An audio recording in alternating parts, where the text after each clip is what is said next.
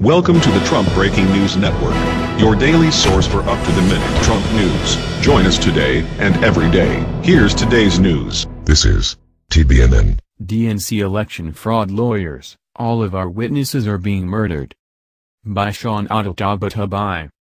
Lawyers involved in a lawsuit against the DNC for rigging the 2016 presidential election claim that witnesses due testify against the Democratic Party are being murdered.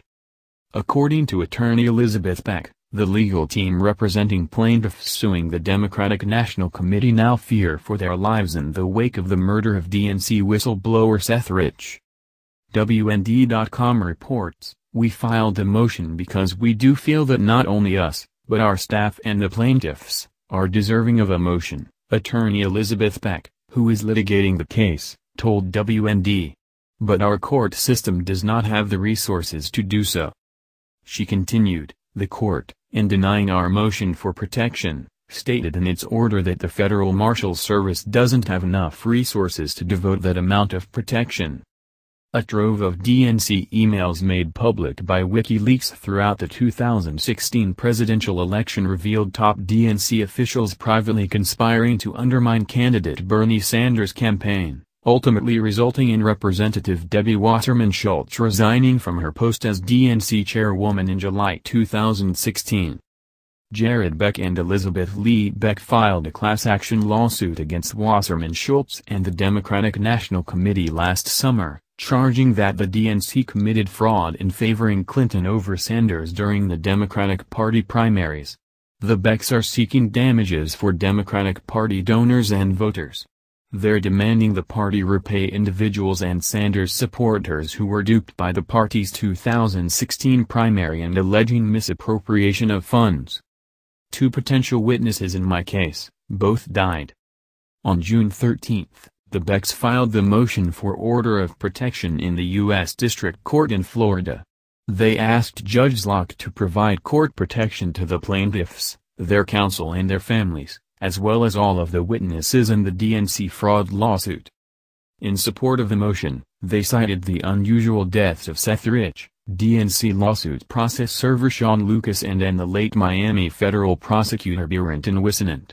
It's unclear what roles, if any at all, Rich or Whisenant have played in the DNC case. Beck also cited threats and bizarre phone calls the plaintiffs and counsel say they've received. Rich, 27, was a DNC voter expansion data director for 2 years and had accepted a position with Hillary Clinton's campaign. He was murdered in Washington, D.C., on July 10, 2016, near his apartment in an affluent neighborhood. Rich was shot twice in the back, and his wallet, credit cards, watch and phone were left in his possession. The Metropolitan Police Department has described it as a botched robbery. Private investigators, however, have claimed there is evidence Rich was the source WikiLeaks used to obtain thousands of DNC emails released on the eve of the party's presidential nominating convention last July. The emails, indicating the party was manipulating the primary race in favor of Clinton, led to Wasserman Schultz's resignation. "We believe Mr. Rich might have been a potential witness in this case," Jared Beck said in a video announcing the protection request. Jared Beck also tweeted on May 29, "If #fraud lawsuit proceeds, DNC employee Seth Rich would have been potential witness. One reason why I'm so concerned what happened to him." Less than a month after Rich was murdered, attorney Sean Lucas, 38, was found dead in his bathroom. Lucas served the DNC with the lawsuit in early July 2016. According to Heavy, the Office of Chief Medical Examiner of Washington, D.C., said in November 2016 that Lucas' August 2 death was accidental and was caused by the combined adverse effects of fentanyl, a synthetic opiate pain medication, cyclobenzaprine, a muscle relaxant, and mitragynine, better known as Critin. Rich and Lucas are both on WND's list of 33 people associated with the Clintons who have died mysterious and often violent deaths. Barrington Whisenant Jr., 38, was a federal prosecutor who handled mostly immigration-related cases. He was found dead last month in Hollywood, Florida, which is in Debbie Wasserman Schultz's district.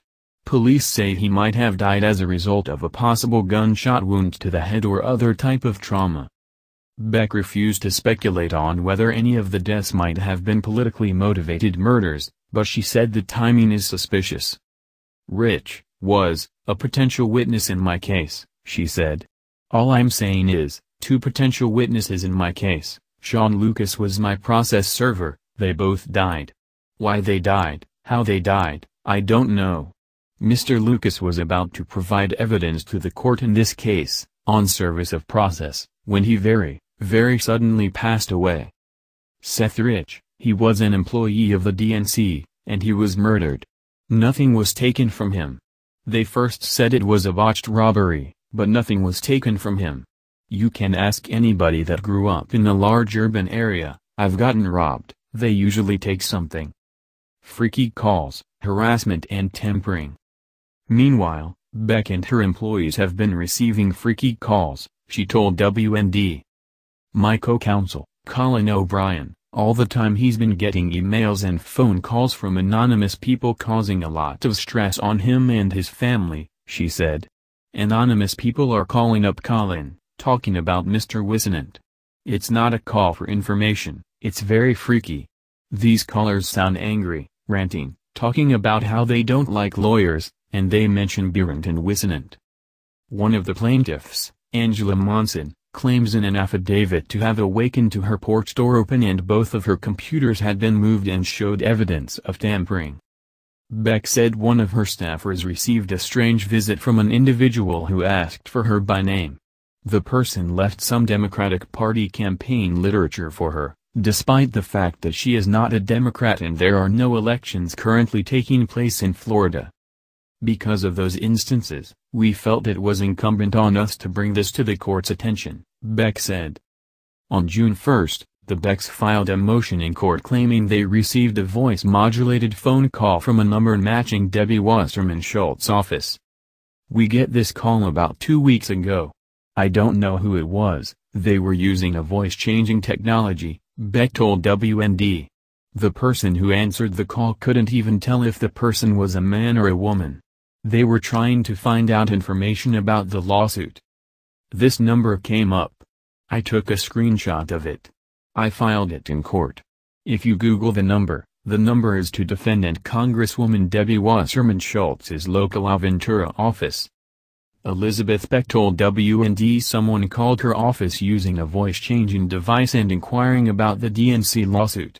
She said this phone number, belonging to Representative Debbie Wasserman Schultz's Aventura, Florida, office, popped up on the phone's caller ID. Elizabeth Beck told WND someone called her office using a voice-changing device and inquiring about the DNC lawsuit. She said this phone number, belonging to Representative Debbie Wasserman Schultz's Aventura, Florida, office, popped up on the phone's caller ID. Wasserman Schultz and the DNC's defense counsel filed a response to the Beck's submission stating that the Congresswoman and her staff had no knowledge of any such call being made, nor was any such call authorized. The document also states that the office in question had been undergoing repairs for several months. DNC lawsuit: if you lie to somebody, steal from them, that's a crime. Current DNC chairman and former Secretary of Labor Tom Perez, while campaigning to become DNC chairman, admitted in February that the Democratic Party primaries were rigged in favor of Democratic Party nominee Hillary Clinton. He later claimed he misspoke. The lawsuit is on behalf of 3 groups of people. One of the groups is folks that donated to the campaign of Bernie Sanders. The second group are people that donated funds to the DNC. The third group is the group of registered Democrats, Beck explained. Defending the tactics the party used last year during an April 25 hearing, DNC lawyers explained before Judge William J. Zlock that the party has a right to select candidates through backroom deals. We could have voluntarily decided that, look, we're gonna go into backrooms like they used to and smoke cigars and pick the candidate that way, DNC attorney Bruce Spiva argued during the hearing. That's not the way it was done. But they could have. And that would have also been their right, and it would drag the court well into party politics, internal party politics to answer those questions. Article 4, Section 5 of the DNC Charter states, "The chairperson shall exercise impartiality and even-handedness between the presidential candidates in campaigns.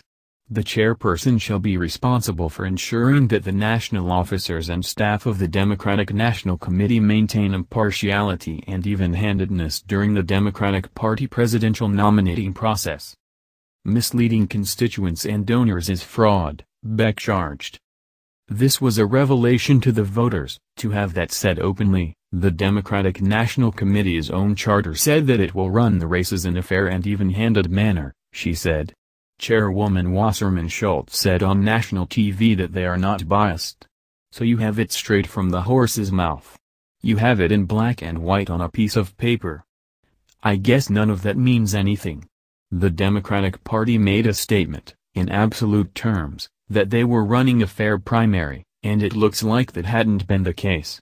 They would probably disagree that choosing a candidate in a backroom deal is the equivalent to rigging. I am sure there are many voters that would disagree. Beck continued, the lawsuit is based on, DNC, fraud. The concept of fraud is very, very old. It's older than our Constitution. It goes back centuries, and it basically says if you lie to somebody and you steal from them, that's a crime. At least you can sue them for it. While Beck has been inundated with thousands of phone calls from Americans inquiring about the case since her firm filed suit, the mainstream media have not reported on the case at all. The media are deliberately ignoring the suit, Beck argued, because news organizations like CNN and the New York Times are unabashedly an apparatus of the Democratic Party and the Clintons. They are not covering this story because they were really quite possibly a part of the apparatus that tried to propel Secretary Clinton into office. Instead of just reporting, they seem to have been really invested in the outcome, really invested, she said. How do I know that they are invested? Beck continued. Because the New York Times interviewed me over a lawsuit in which President Trump was the adverse party, and they were all over that story. And then when I started contacting the reporter, Michael Barbaro, my contact at the New York Times, to cover the lawsuit against the DNC, he basically lost his head and blocked me on Twitter. Fragile New York Times temperaments. They can't handle it.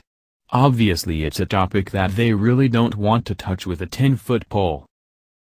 That's the news. Join us here every day. Be sure to subscribe and click the bell. See you next time. This is TBNN.